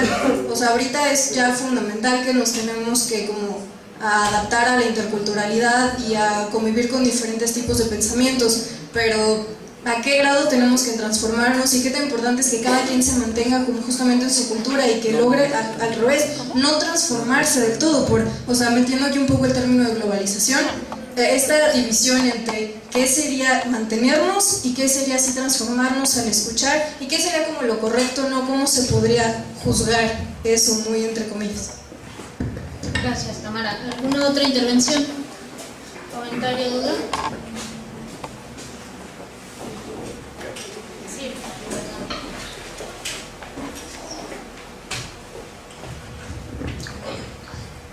Sí. Bueno, estabas mencionando casi al final de la plática esta como necesidad casi de conocer los pensamientos establecidos que nos están dando en la formación para eventualmente desecharlos, ¿no? Y me recordaba lo que menciona Hugo Semmelmann en una ponencia hacia un análisis de coyuntura de los movimientos sociales, en el que propone de alguna manera sacar a los investigadores de la academia y involucrarlos directamente con los movimientos sociales a fin de crear una metodología que vaya acorde con esta nueva realidad latinoamericana en específico, que anteriormente se estaba intentando calzar, ¿no?, en una metodología que fue creada para otro tipo de dinámicas sociales muy distintas.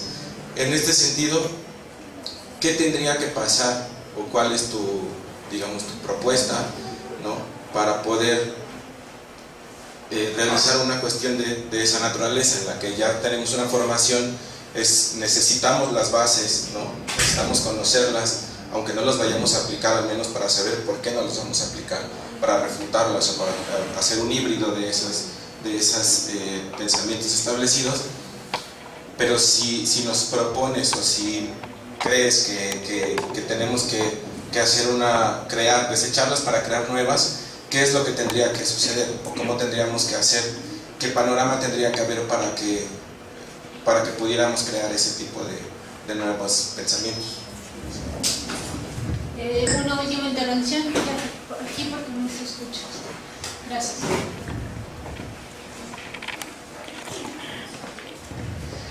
Hola, buenas tardes, soy la doctora Jacqueline Boyar.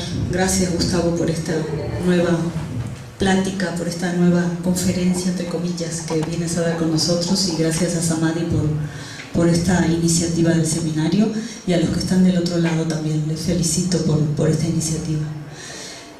Tú hablaste, Gustavo, de la imperiosa necesidad de que los académicos que nos interesa este tipo de trabajo y de estudio de la interculturalidad y de los diálogos interculturales, debemos pensar en nuevos métodos para acercarnos a estudiar esto, a conocer, a entenderlo. Dijiste dos cosas que me parecen fundamentales, siendo hace mucho, y es esto de escucharnos, ¿no? En el nosotros, ¿no? Otra vez refiriéndonos a esto de que tenemos siempre pensado o antecediendo nuestro yo, y eso nos nubla totalmente la visión y la escucha, porque estamos escuchando con esos ojos del método que aprendimos, que nos hace ver solo aquello que queremos ver. Yo quería solo agregar que existen algunos métodos ya que nos permiten acercarnos. Tú mencionaste algunos de ellos, y en los que en esta licenciatura nos hemos encargado justamente de insistir con los estudiantes que están aquí. La acción-reflexión, la investigación-acción, y son métodos que exigen este diálogo, enriquecerme con lo que veo y escucho de los otros. Pero justo lo que ha pasado es que en la academia, en el mundo científico, esos métodos han estado marginados y han sido pensados o vistos como no válidos muchas veces. Y nos ha costado a los investigadores, entre muchos de los que están en esta licenciatura, darnos nuestro lugar adentro de la investigación académica, trabajando con esos métodos. Y me gusta que lo vengas a decir tú, que eres una persona que ha escrito tanto y que tiene tanta trayectoria, porque también nos legitima a una forma de hacer ciencia otra. Porque a veces caemos en esta cosa de decir la ciencia no sirve. Entonces, si las universidades están hechas de esta manera europea y occidental y no pueden escuchar a las otras culturas ni darse cuenta que para entender esto tenemos que pensar nuevas cosas, entonces no sirven las universidades, porque algunos dicen esas cosas. Y yo soy de las que creo que sí sirven las universidades, pero que tenemos que romper el fundamento, porque ese fundamento colonial y europeo es el que nos fundó, valga la redundancia. Entonces, no sé, solo quería decir esto. Gracias, Gustavo. Muchas gracias. Frida, la última intervención, ¿o hay alguna otra? Con esta terminamos. Yo tengo una pregunta relacionada a ¿cómo hacemos que sea válido este otro tipo de conocimiento? Porque cuando hablamos del México profundo, del pensamiento mítico, cuando se habla de temazcales, cuando se habla de otro tipo de sanación, yo tengo la percepción de que por lo general nos fijamos en esto, pero o para saquearlo o para verlo como un conocimiento muy curiosito nada más, pero no le damos la validez. Entonces es como verlo, pero no valorarlo, porque al fin y al cabo cuando criticamos este tipo de situaciones de que estamos muy occidentalizados y muy colonizados, lo hacemos desde la academia, y lo hacemos justificándolo, y lo hacemos desde aportes teóricos, muy científicos, métodos científicos. Entonces criticamos lo científico desde lo científico, porque nos quejamos siendo científicos para que nos escuchen. Entonces nuestra voz no cuenta si no estamos dentro de la academia. ¿Y cómo hacemos válido esto? Porque a mí se me hace que este tipo de situaciones es como cuando uno toma una foto. Entonces al otro conocimiento le tomas la foto, pero eso no significa que estás hablando del otro conocimiento, estás hablando en realidad de tu propia visión, porque tú estás tomando la foto. Entonces la cuestión es darle la cámara a la otra parte, ¿no? Y no solamente quedártela y tú decir que es lo válido. Entonces, ¿cómo se logra esto de hacerlo válido y no que pasen este tipo de cosas como de normalizar los temazcales? Entonces, hacer entender que es otro tipo de estructura ¿Cómo logramos eso y darle validez? No solamente darle validez desde yo te tomo la foto y entonces ahora eres válido porque yo te estoy tomando la foto, sino darte la cámara para que tú me cuentes tu historia. Y ya, eso. Muchas gracias.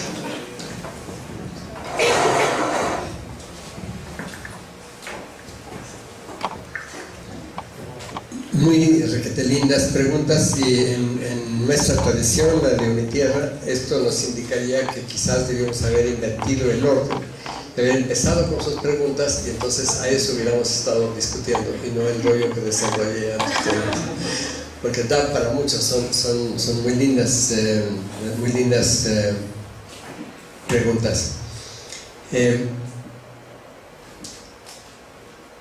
Una de nuestras experiencias es que en los pueblos originarios encontramos, los que llamamos pueblos originarios, encontramos que la mejor de sus tradiciones es la tradición de cambiar la tradición de manera tradicional. Esto es lo que hace que ellos sigan siendo lo que son, pero que estén cambiando constantemente. No hay ningún pueblo que sea como eran hace 500 años, o hace 1000, o hace 100. Están cambiando todo el tiempo, inclusive por razones de su propia supervivencia. Pero estas condiciones de supervivencia es estar cambiando, viendo las cosas que aparecen fuera, aprendiendo de los demás, escuchando, pero siguiendo siendo ellos mismos. Es esta contradicción que plantea la primera pregunta y que es sumamente importante. ¿Qué es lo que hace que la cultura no sea destruida y colonizada por el otro? Daría un par de ejemplos. Ustedes van a Oaxaca y en general con pueblos originarios, y el 80 o 90% de los indígenas les dirán que son católicos. Si Francisco supiera lo que hacen, los excomulgaba a todos rápidamente. Las prácticas reales de estos católicos, de los indígenas, no tienen que ver con las normas de la Iglesia Católica. Un ejemplo es un día me invitaron a una tesis profesional sobre una comunidad, la religiosidad de esa comunidad, y estaba junto a mí un sacerdote católico que llevaba 22 años en esa comunidad y que estuvo a punto de sufrir un infarto al oír lo que decía el ponente. En esa comunidad tenían un día del año que era la gran fiesta del pueblo. Ese día había un altar cerca de la cumbre del pueblo, llevaban al cura hasta ese altar, él decía su misa, había una comisión especial que lo llevaba a una barbacoa, mientras el pueblo seguía hasta la cumbre, donde estaba una representación del pueblo donde tendrían sus verdaderos rituales. El sacerdote estaba convencido de que eran muy devotos y que iban a misa y que se confesaban y que hacían todo, porque sus creencias originales eran muy hospitalarias. Decían, sí, que entre Cristo y que entre la Virgen María, todos caben aquí en mi panteón. Pero para ellos, la idea de la salvación individual del alma no entra. Y si un católico no se ocupa de la salvación individual de su alma, de la salvación de su alma individual, no es católico. En Oaxaca, donde vivo, en general no se admite que llegue un sacerdote al pueblo que no tenga mujer, que no tenga compañera. Es peligroso para las señoras ir a la iglesia si el señor no tiene compañera. Entonces, si llega sin compañera, ninguna mujer se acerca a la iglesia hasta que le consiguen una, y entonces ya es normal. Y el obispo naturalmente tiene que voltear la cara a otro lado, porque esto no puede ser. En los últimos 5 años, una tras otra, yo creo que ahorita van como 8,000 comunidades de las 12,000 que hay en Oaxaca, en que la asamblea del pueblo, formada exclusivamente por hombres, hace un día una declaración. Aquí, desde hace 1000 años, las mujeres no pueden asistir a la asamblea y no pueden tomar decisiones y mucho menos pueden tener un cargo. Pero nosotros, los hombres de esta comunidad, hoy decidimos que las mujeres pueden ir a la asamblea y tomar cargos. ¿Qué es esto? Para mí esto, desde luego no fue que de pronto los hombres ilustrados de esa comunidad tuvieron una epifanía moral. Esta es la lucha de las mujeres, quiso cambiar las cosas en esa comunidad, en cada comunidad. Pero ¿qué pasa allí? Es la asamblea, es el principio de continuidad de esa sociedad, es el que les permite seguir siendo ellos mismos, pero están asumiendo cosas distintas, cosas innovadoras, cosas de otro tipo, asumiéndolas a su manera. Este es el rollo en que tenemos que estar preocupándonos. Esto es lo que nos ha de pasar a nosotros mismos, se vuelve un asunto enormemente importante porque estamos colonizados, porque vivimos colonizados, porque nuestras categorías, nuestros mitos han sido introyectados desde una colonización. Entonces, en lugar de seguir siendo colonizados, quizás sin duda la parte más difícil de mi aprendizaje personal fue desaprender lo que habían enseñado. Es de verdad la parte más difícil. Y sí, esto es lo que viene para ustedes enseguida. Tienen que desaprender muchísimas cosas que les enseñaron. No es exactamente que hayan perdido el tiempo. De la misma manera que decimos que un alcohólico que se rehabilita es mejor que el que era antes, porque logró vencer su adicción. De la misma manera que ustedes se limpien de la parte en que fueron colonizados, es un esfuerzo de construcción autónoma que les puede ser sumamente útil, que les da una mayor entereza, mayor carácter, pero están en eso, ¿sí? Tienen que empezar con el proceso de colonización que incluyó muy claramente la colonización en la universidad. La mayor parte de sus clases fueron un ejercicio colonial sobre ustedes.